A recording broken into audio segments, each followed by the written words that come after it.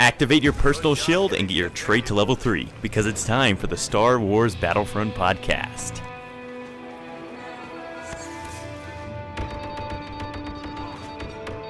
Welcome to the Star Wars Battlefront podcast. Episode 10 with our special guest, Sam Merco. Okay, we've got two Sams on the podcast this round. Gonna be exciting. Today we're going over the best ways to achieve trophies to get your platinum, and we're going over some aliens we would like to see added to Star Wars Battlefront, along with a PS4 announcement. Let's get started. Okay, the first trophy that we've been, and a lot of other people have probably been having trouble with, is in a galaxy far, far away. Win one match in every game mode. Yeah, it's honestly, for the most part, I don't think anybody would have trouble with too many of those. A lot of them are team, type matches. So you can go through, and even if you're not the best player, you can coast a little bit. But the one that you can't really coast on is Hero Hunt, and that's just the worst. It's just a nightmare. This one, and actually the Blast Trophy that we're going to talk about in a little bit, I played really late at night. I know this is kind of a cheesy way to play it, but in something that's really overbalanced, like you can go through and just keep shooting and shooting. I've had the most damage done to the hero so many times, but I just can't hit that finishing blow on them. But if you play really late at night and people start dropping off, generally around 2:30 to 3 a.m., you can get to the point where there's not so many people playing. When it's 2-on-2, you have a little bit more of a chance to get in there. That's what I did, actually. I got Emperor Palpatine, and I hid down in the Sullust and just kind of murdered people. I got about 35 kills that round. So. But that's the only time I've actually beaten Hero Hunt. The last time, too. Yeah, I know, actually. It's the last time I played it, so I won't have to worry about that again. Right when we started playing it, it was pretty late at night, around 10-ish, and we just played for like 3 hours or something like that. And we finally got it. We were switching out between me and Sam and our little brother Stone, and Sam finally got it. He's the family hero.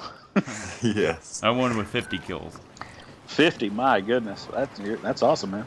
I think I got the hero like 4 or 5 times, though. You must be like the Neo of Battlefront. You see the Matrix. And then we've got number 2. Stay on target 10. It's kill 10 enemies in a fighter squadron match. Yeah. Super hard. Yeah, the best thing I would say there, and this is a lot easier before the patch, was to just get the hero ships. If you get into Slave 1, I mean, you can just brutalize the entire board. If you get Slave 1, you could probably easily get 15 to 20 kills of player characters in one round. The Falcon's okay. I mean, it's got a few different bells and whistles in Slave 1, but for me, it's all Slave 1 all the time. And I mean, like I said, I've done that many times, and I think most of the listeners probably could too if they can just find the icon. I would just stay low. And fly around until you can get to the point where you see the hero ship pop, and then grab Slave 1 and go to town. I've only gotten the hero once, and that was with the Slave 1. And the controls for me were just a little too floaty. You got to go slow. I mean, the best part about them is the armor and the weapons, honestly. But if you have the armor, you can actually slow to almost a cross, where you're just kind of looking around and picking and choosing. And then when you find somebody to go and shoot, you can just fly up and pop them. I mean, you can do it the old-fashioned way too, and just base it on skill. Fly around with the TIE Interceptor or the X-Wing. I like to use those because they have a little extra firepower. Some people will swear by the A-Wing, but I'm not a huge fan. In the February patch, it is rumored, actually it is truth, that it's going to be nerfed. They're either going to nerf the A-Wing or beef up the TIE Fighter and the TIE Interceptor. Oh, that's fine with me, man. I love. I've played a lot more Fighter Squadron before I got my platinum, but ever since then, I've been kind of a drop zone and blast kind of guy. I don't know. I just like the close-up stuff a little bit better. Yeah, on the topic of game modes, which is your favorite? My favorite is Drop Zone. With Blast, you can get popped all over the board, and somebody can be right behind you. With Drop Zone, everybody's going to be coming to you, or you're going to be coming to everybody. You don't have to really look for anybody. On some of the bigger boards, somebody can get in a turret or have a precision, shot or rifle and be shooting you from halfway across the board. So you spawn and you're like, "Yay, I'm playing," and then you're like, "Oh, I'm dead." And you're like, "Yay!" Yeah, so it's a little too much of an emotional roller coaster for me. I like the certainty of being able to go to a battle and just face off. Yeah. And on the mention of Blast, we can go to playing the objective. Well, the problem with Blast is a glitch trophy. It's been a glitch trophy since launch. And the only way to actually achieve that trophy as of right now is to have the most kills when time expires. So, yeah, you can get it every time as long as you have the most kills when time expires. So again, it's an Emperor hero hunt at midnight. You just play really late. If you can find a place where you're on a team and a lot of people drop out, ideally it would be a 10-on-1 game, because when you go through, people are hunting you. They're trying to find out where you are, and every kill that you get on them is basically like 3 kills that they would have to get, because you're the only person for them to shoot at. That is actually a very smart plan, and I actually didn't know that it was when the time ran out you got it. Yeah, the one time that I like, again, like 3 a.m., Sammy over here.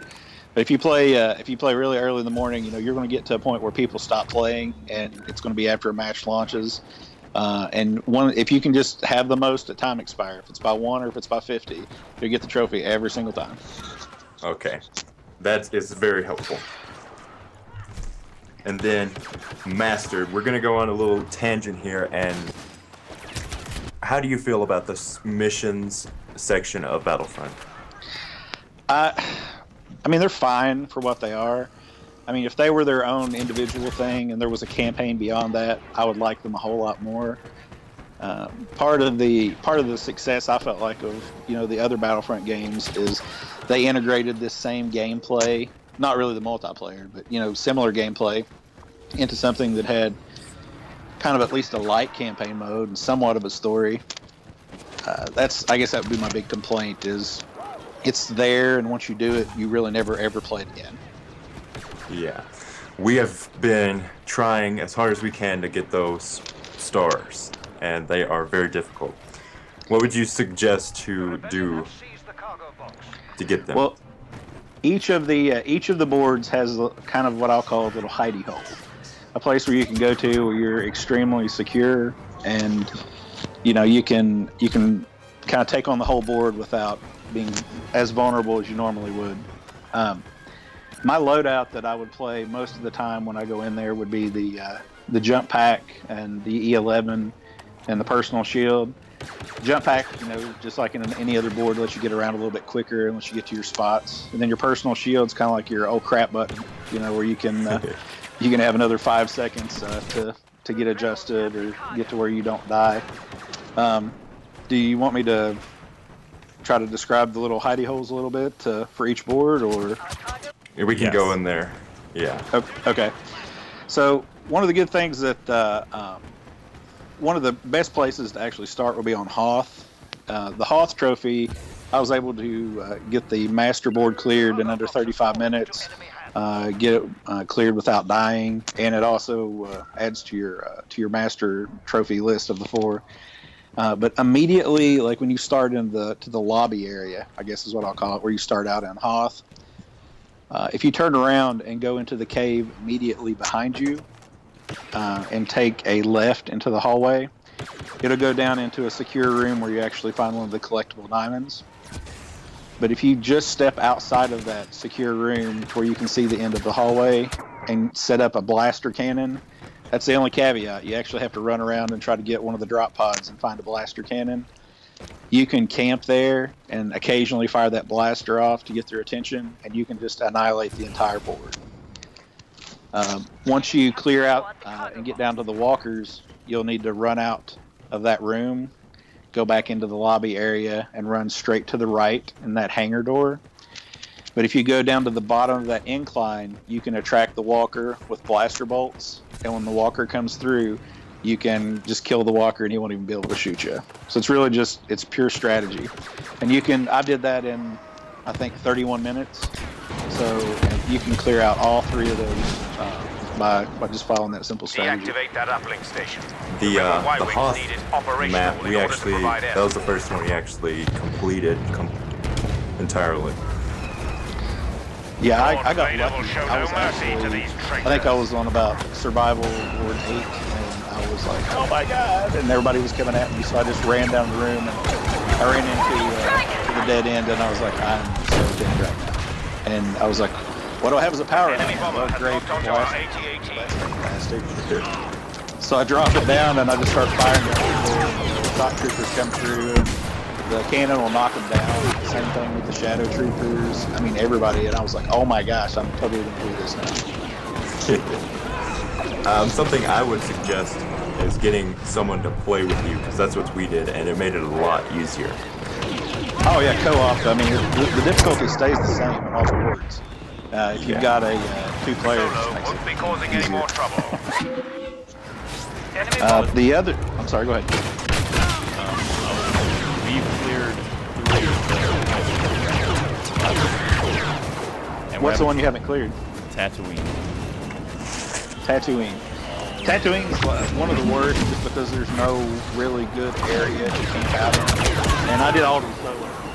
I got all 4 of the masters solo. So. That is impressive. That was just Most lucky. Impressive. All too easy. And just on the other 2 real quick, there's Our AT-AT is being targeted by an like I enemy said, bomber. I'm a blaster cannon kind of guy. Rebel bombers are But making on their Endor, attack if you go to where the lower Imperial shuttle is, there's one that's up on the hill, Now and then there's one down in the valley. Beta. There's a hollowed log that's right beside it. You set the blaster cannon up about 3/4 way through the log. You can do the same kind of strategy, the funneling strategy. The main thing is crowd control. You have to be able to control the crowd. If you can't, you're in a Our whole lot of AT-AT trouble. has been left unprotected. Yeah, we Defend it at all found costs. this one spot.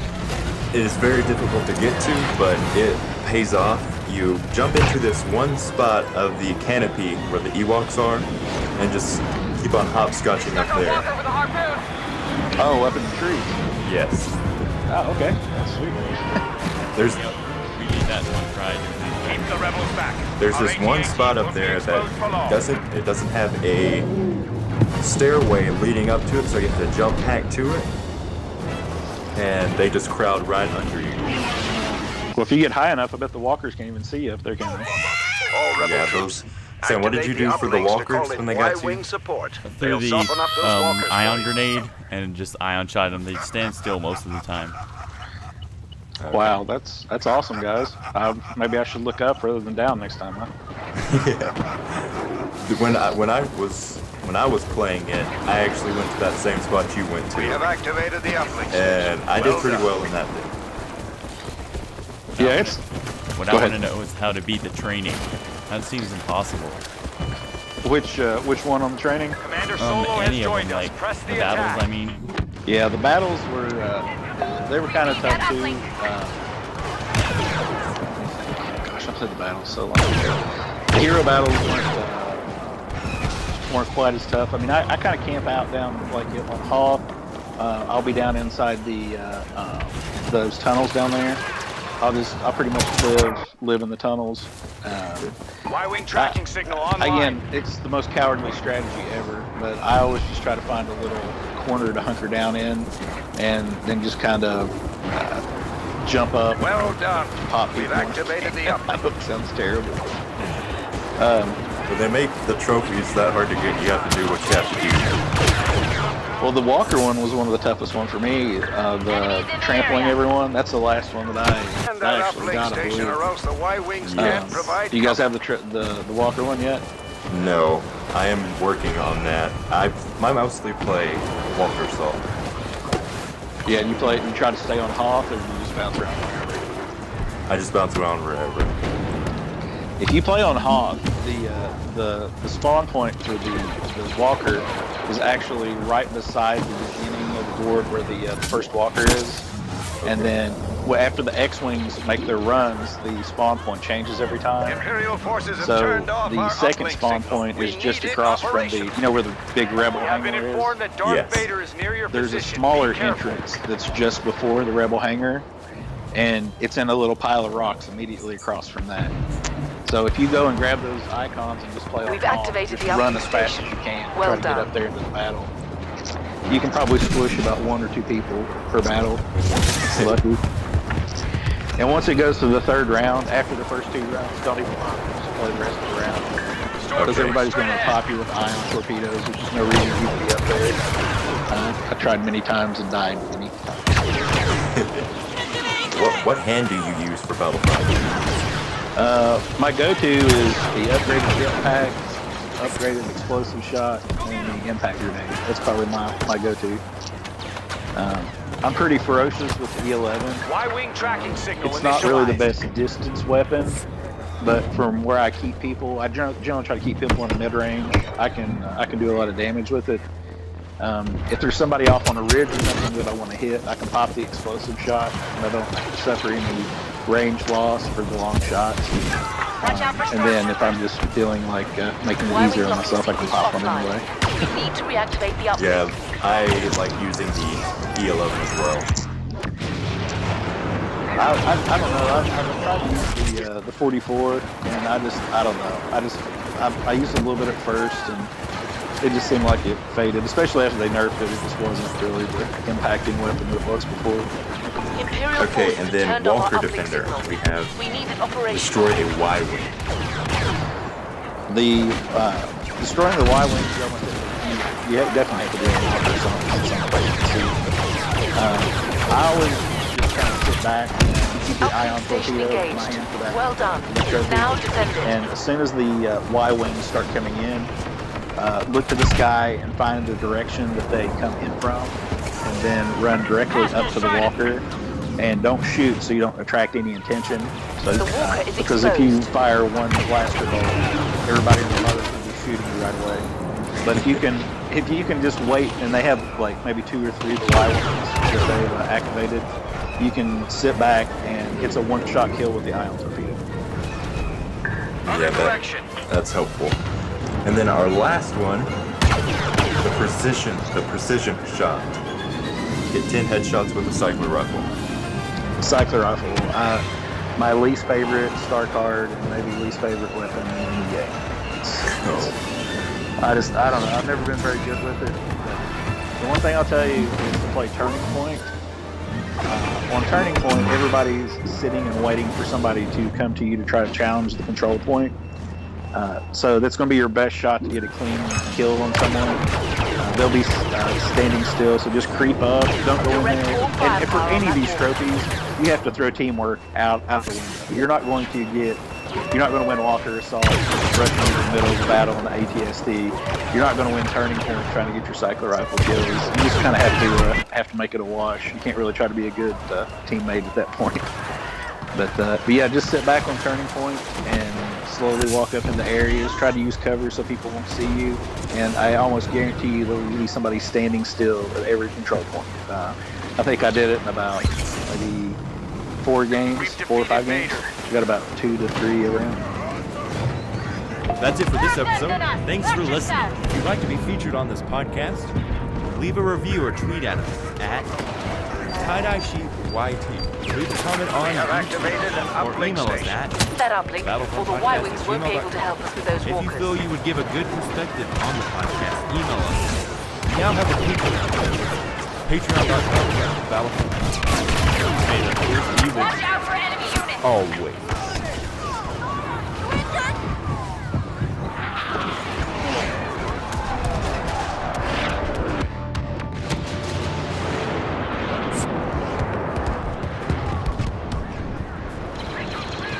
We have activated an uplink station. Prepare for enemy attack.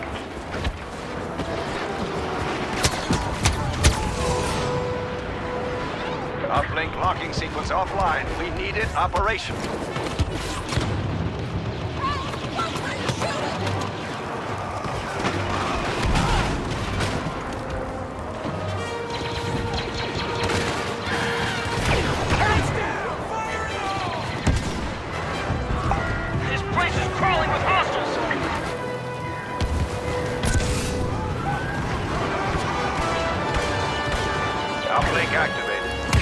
for an Imperial counterattack.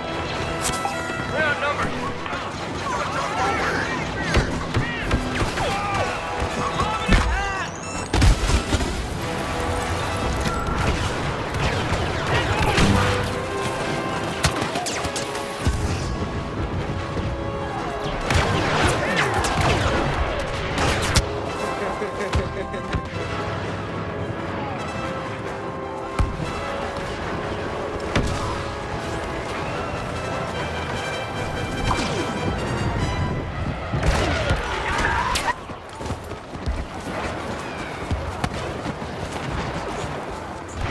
The uplink station has been activated.